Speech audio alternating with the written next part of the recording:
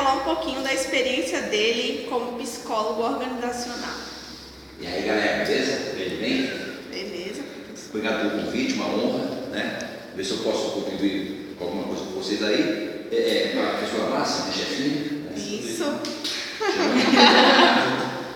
Gente, eu sou psicólogo da velha guarda, né? Apesar de eu ser novo ainda, 51 anos, eu me formei em 87.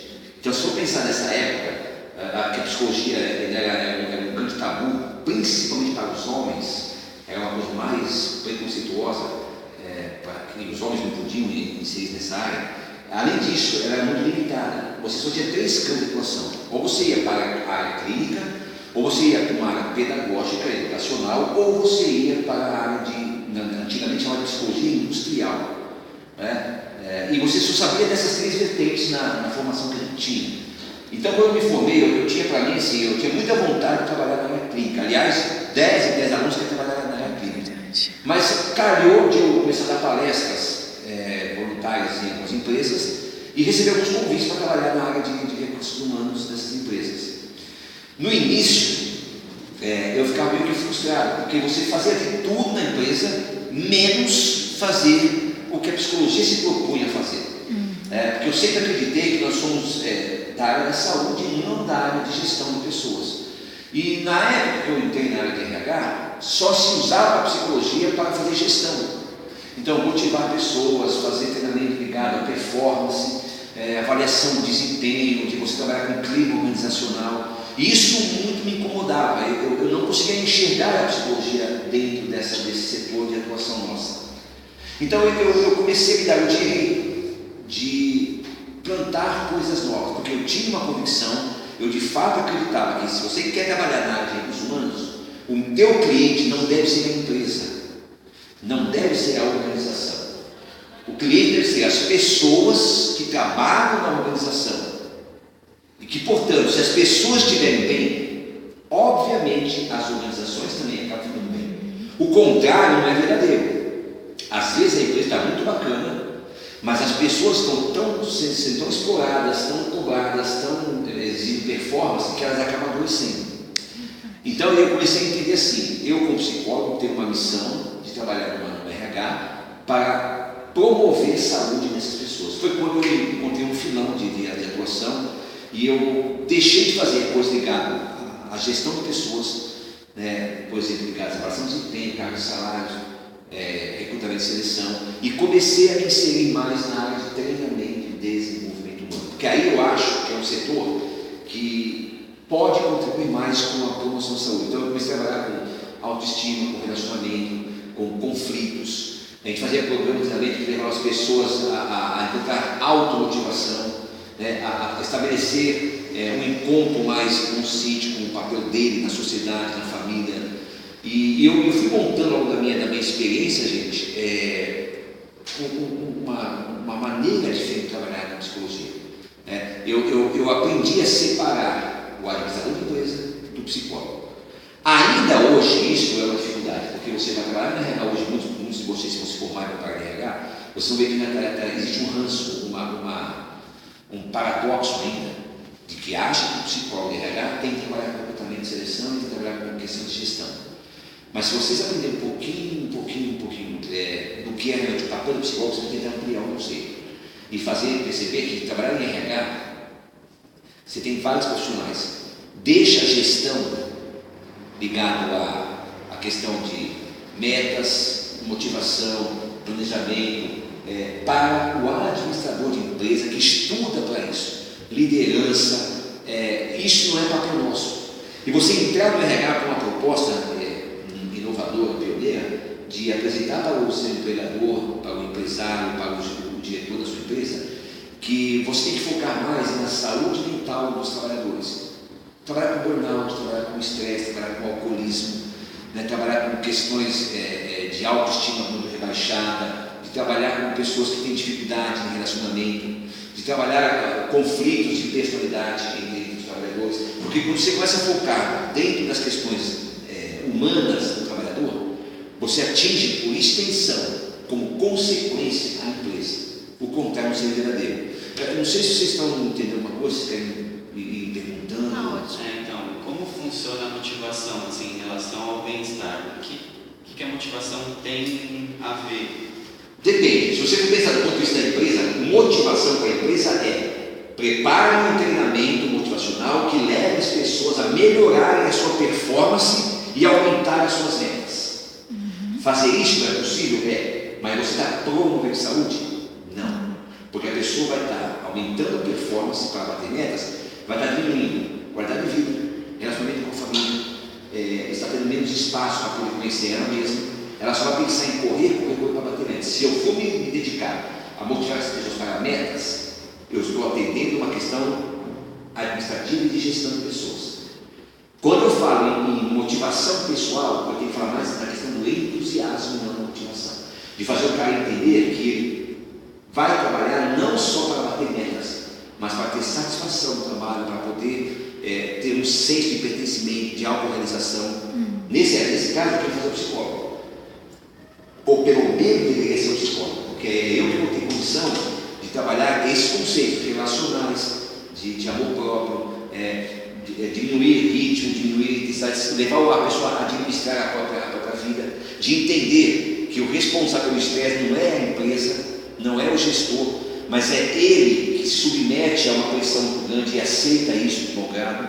Então, se eu for pensar numa atuação motivacional, eu levaria a pessoa a entender que o estresse, assim como o burnout, assim como doenças ocupacionais ligadas à saúde mental, não se origina por causa da cobrança dos gestores ou da empresa, mas se origina porque eu me submeti a isto e não soube como lidar com essa pressão internamente. Então eu vou começar a ter problemas emocionais que vão gerar uma série de consequências, como aumento da rotatividade, do turnover, aumento de afastamento de licenças ocupacionais, aumento de acidente de trabalho, que eu vou começar a me acidentar mais.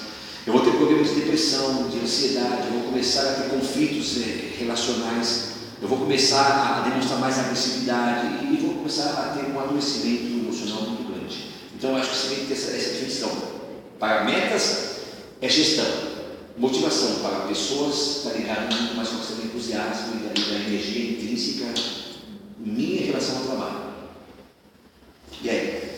Eu gostaria de saber, assim, uma experiência que o senhor teve dentro da organização, de alguns dos fatores que mais é abordado. Eu gostaria de saber qual é esse fator, se é o estresse ou o burnout, o senhor citou. Eu gostaria de saber qual que é o que tem mais ênfase hoje, o que mais aparece, e uma situação assim de sucesso que você fez, como que você fez para chegar em resultados positivos. A minha experiência em RH basicamente foi em empresas ligadas a indústrias.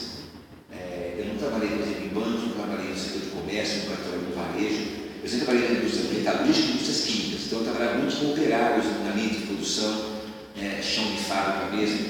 Então uma coisa que, dada a globalização, dada a automação de muitas empresas dessa área, uma coisa que surge muito é o senso de inutilidade.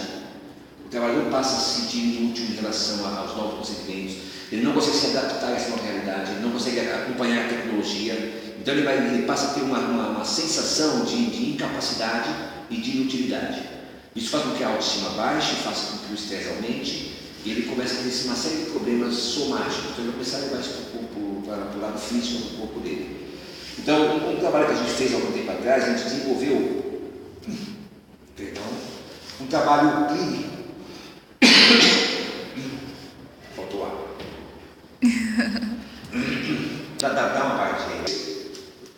Como eu estava dizendo, eu montei junto com a diretora de RH, eu fiz uma solicitação para ela de eu implantar um projeto novo.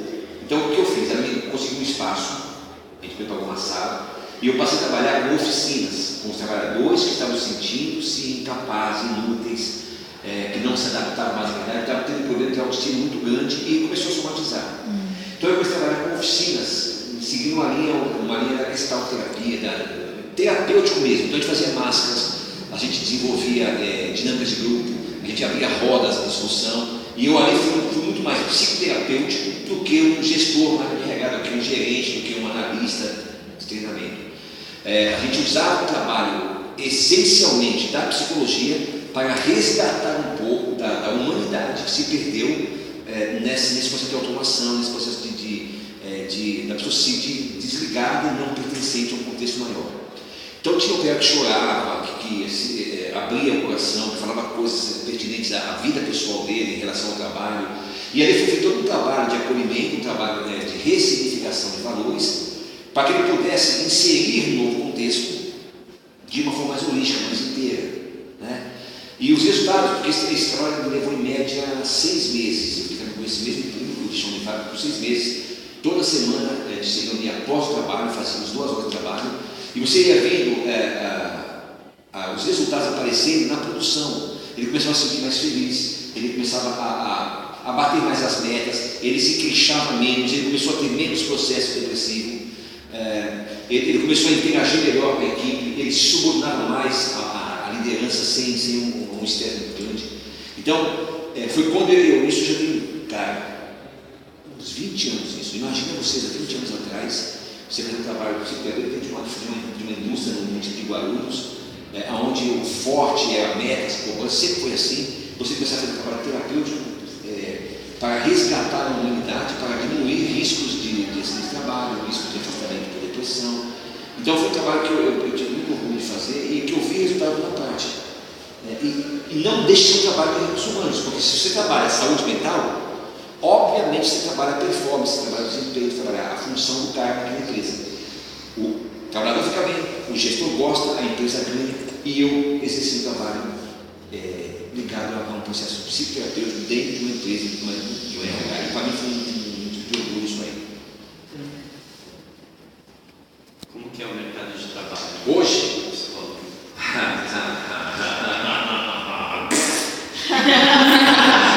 Foi bem sincero, né? A ideia é a seguinte: está fácil? Não. Verdade. Não há vagas. Você vai encontrar em trabalho nos modos modernos. Então, você vai ser contratado numa empresa que vai trabalhar no recrutamento, seleção, aquela coisa quadradinha.